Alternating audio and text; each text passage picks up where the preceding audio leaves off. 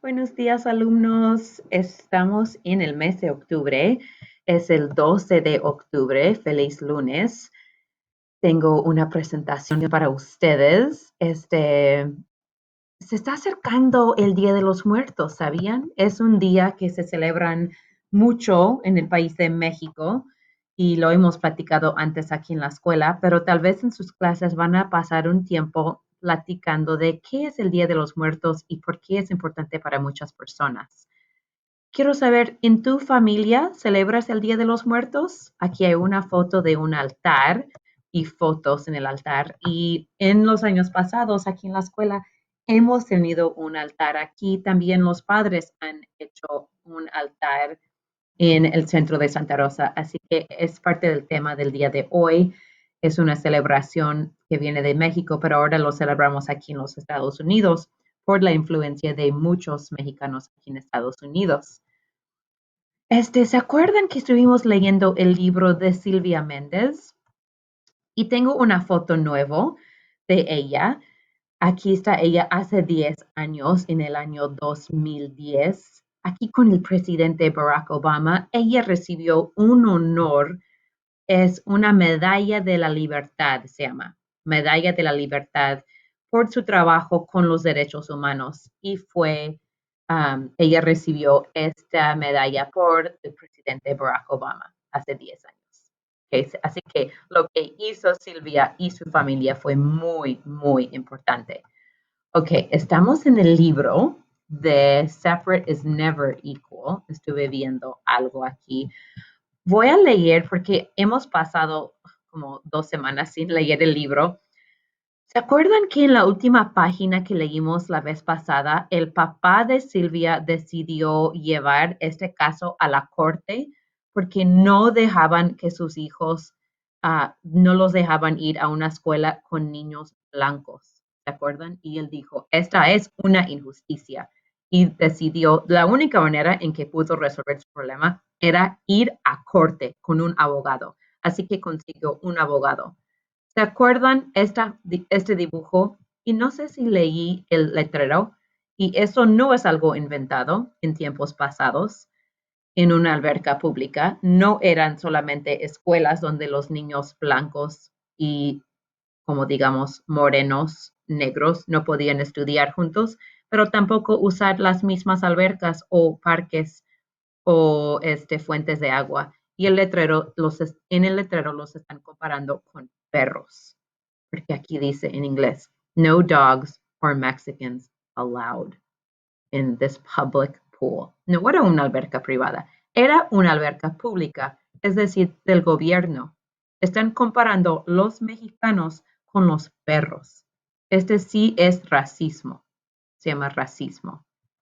Ok, so era igual en las escuelas y el papá de Silvia dijo, no es justo que mis hijos no pueden ir a la misma escuela con niños blancos. Y acuérdense, que el papá de Silvia estuvo en el ejército de Estados Unidos. Era un ciudadano de los Estados Unidos y peleó, arriesgó su vida en el ejército de los Estados Unidos de la Guerra Mundial II y aún no dejaban que sus hijos estudiaran con niños blancos. So now they're at the courthouse. The trial was held at a courthouse in Los Angeles. Sylvia and her family dressed in their best clothes and sat in the courtroom to listen. The hearing lasted 5 days. Each day, Mr. Marcus called to the stand parents from the different districts in Orange County, and the superintendent from each district too. On the first day, Mr. Kent, the superintendent of the Garden Grove district, was questioned. He said that he sent children to the Mexican school to help them improve their English. That is a lie, thought Sylvia. Her English was as good as the English of any children at the Westminster school. Do you give the children any tests? Asked Mr. Marcus. Mr. Kent claimed that he did. We do so by talking to them. That's another lie, Sylvia wanted to yell. No one had questioned her. They rejected her from the Westminster school without asking her a thing. For what other reasons do you send children to the Mexican school? Asked Mr. Marcus. Sylvia and her family braced themselves to hear what Mr. Kent would say next.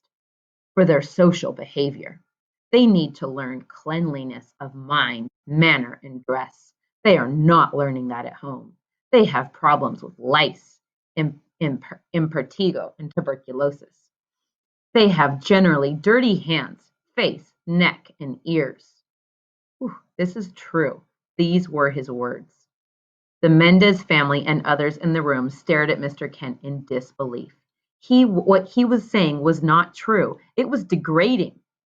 How many of the 292 children at the Mexican school are inferior to whites in personal hygiene? Asked Mr. Marcus. Personal hygiene means if they're clean, because he said that they were all dirty, at least 75%. And in their scholastic ability, 75%. So he's saying 75% of those kids aren't smart, basically. In what other respects are they inferior? That's a cognate, inferior, inferior. It's the same spelling in English and Spanish, and it means the same thing. In their economic outlook, in their clothing, in their ability to take part in activities at school. Do you believe that white students are superior to Mexicans in the respects that you have mentioned? Yes. And is that one of the reasons they are being segregated? Yes. Time and time again, Mr. Mendez had asked, why can't my children attend the Westminster School? Now he had the answer. On the second day, Mr. Marcus called to the stand a 14-year-old student from the Mexican school in El Modena. Her name was Carol Torres. She spoke perfect English, and it was clear that she had been sent to the Mexican school and it was clear that she had not been sent to the Mexican school because she had problems speaking the language. Mr. and Mrs. Mendez were questioned on the third and fourth day, and so was Mr. Harris, the superintendent of the Westminster School. Sylvia was not called to the stand, but she was ready to testify if they asked her to. She tried looking her best every morning, and she practiced what she would answer. On the fifth day of the hearing, Mr. Marcus called to the stand two education specialists to explain why it was bad to segregate children into different schools. Segregation tends to give an aura of inferiority. In order to have the people of the United States understand one another, it is necessary for them to live together, and the public school is the one mechanism where all the children of the people go, said one of them. The judge nodded his head. He seemed to agree with this. Judge Paul McCormick took almost a year to give his decision. But when he did, he ruled in favor of the Mendez family. In his ruling, he said that public education must be open to all children by unified school association, regardless of lineage. This meant that everyone must be allowed to attend school, no matter what his or her race or background. The Mendez victory made newspaper headlines. Sylvia's family was ecstatic, but they did not have much time to celebrate because the school board appealed the case. That is, it asked for another trial because they weren't in agreement with what the judge had decided. Sylvia and her family had to go to the state court in San Francisco to argue the case again. So because they appealed it and they fought it, now her family had to go to another court, a higher court. In the new trial, the Mendez family received support from the League of United Latin American Citizens, the National Association for the Advancement of Colored People, the Japanese American Citizens League, the American Jewish Congress, and other organizations. These groups sent letters with information relevant to the case and asked the judge to rule in favor of the Mendez family. So you might not know this, but the National Association for the Advancement of Colored People is a group that advocates for African American or Black people. And it said the Japanese American Citizens League, so that means people that were Japanese or Japanese Americans supported them, and the American Jewish Congress, so people that were Jewish supported them. So all these people from different backgrounds supported the Mendez family. Sylvia was amazed that people of different backgrounds and from different parts of the country, who had never met her family, were getting involved in the case and trying to help them. But her mother said, Cuando la causa es justa, los demás te siguen. On April 15th, the judges in the Court of Appeals in San Francisco ruled in the favor of the Mendez family again. That June, Governor Earl Warren signed the law that said that all children in California were allowed to go to school together, regardless of race, ethnicity, or language. So remember, said Sylvia's mother, we fought to make sure you could attend a good school and have equal opportunities. Sylvia thought long and hard about what her mother said. The next day, she returned to the Westminster School. Okay, so this is a few years later from the first time she tried to go.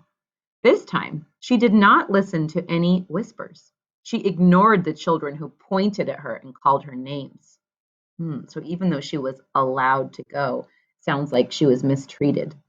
Instead, she held her head up high. Her parents had fought not only for her and her brothers, but for all their classmates. Looking around, she saw that other children were smiling at her. By the end of the day, she had made a friend.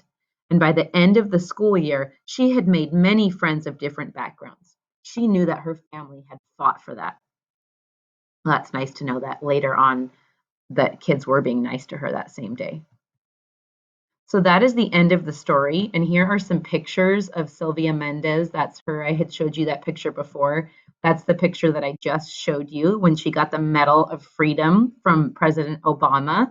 And then this is a picture of her parents. And this is really, really, really small. But this is the top school is the Westminster School, the nice school where she wasn't allowed to go at first. And the bottom picture was Hoover Elementary. And that was the school that at first they told her that she had to go to. That was the Mexican school.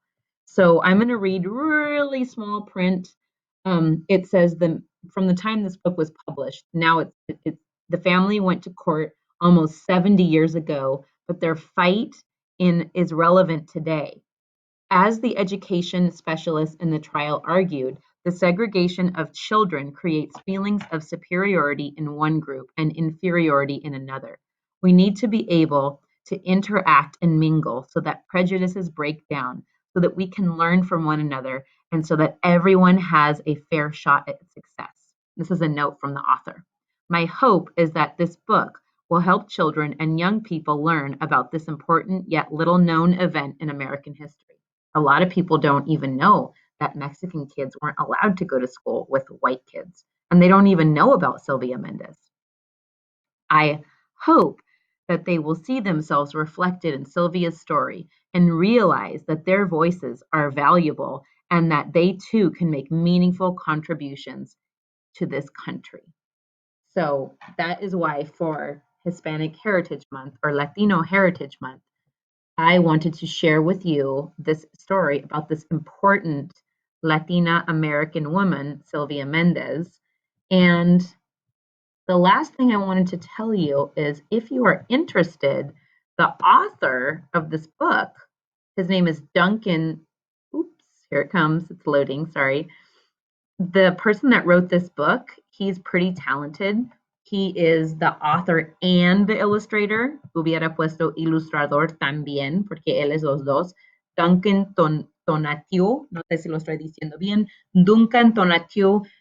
This video is called Soldier for Equality. So you can watch this really interesting video, interview with Duncan, and he talks about his art and his style and how he got his style of art from Latin America in Mexico, from la gente indígena.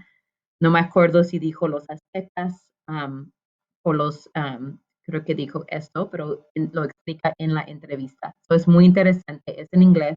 Si les interesa, ahí hay una entrevista. Ok, muchas gracias. Espero que les gustó este libro. Acuérdense, como siempre, algunos niños me han mandado un correo electrónico. Gracias, me da mucho gusto y me han dicho que les gusta mucho el libro, que les hizo pensar. Y gracias por siempre compartir sus pensamientos conmigo. Ok, que lo pasen bien, que tenga una muy buena semana.